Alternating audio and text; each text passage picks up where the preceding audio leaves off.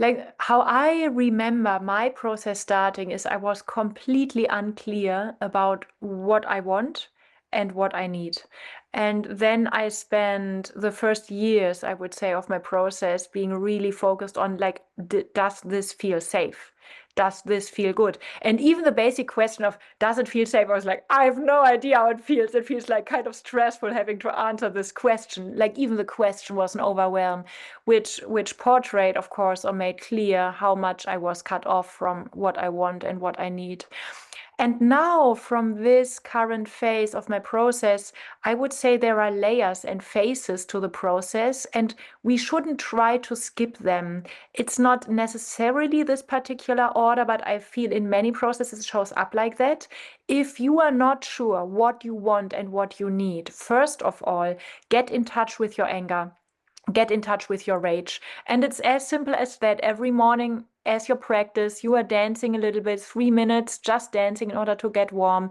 And then you are hitting a pillow. You are screaming underwater. You are stomping. You are acting as if you would be Kali. You are acting as if you would be angry. It's really faking it until you make it. It's completely fine. But this method of physically acting as if you are angry is very, very important in order to step into what you do not want. Even though it's faked, it will teach your nervous system, I'm safe with expressing my boundaries. And the moment that you repaired your boundaries in this physical and biological sense and energetic sense, it will be very easy for you to tap into, do I want this? Do I not want this? Do I want this? Yes, but in another way, like all those shades and layers or versions between a full yes and a full no. So it's not that much of a mystery. It's simply don't skip the rage part. And then there is a layer that we also shouldn't try to skip. And that's something maybe challenging. Let's say we have a few years of, oh, I started with my anger and now I'm so clear in what I want and what I need. And then I try to perfectionize what I want and what I need. And I try to perfectionize by my communication skills, etc., that I get what I want and that I get what I need. And that's a trap. Humans are not 100% happy by being satisfied and met by life in what they want and what they need. 99% yes. But 99% is not enough for a human being, because a human being is also absolute and not only relative. It's like every human being in the core, in the essence, it's hungry for truth.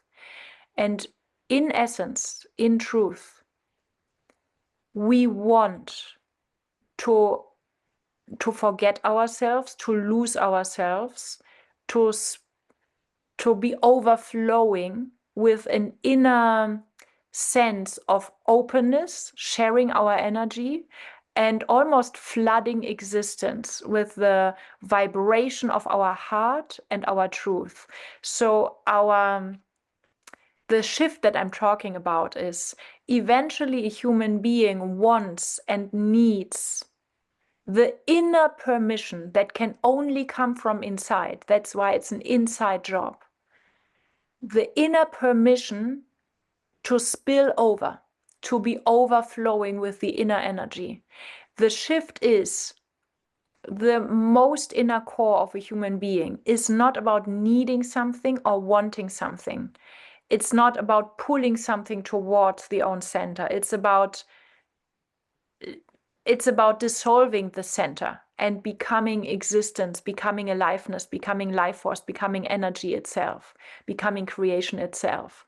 So if we don't dare to sacrifice our identity of I want, I need, I communicate, this is my me sentence, this is your you sentence, we are both 100% self-responsible, la la la la la.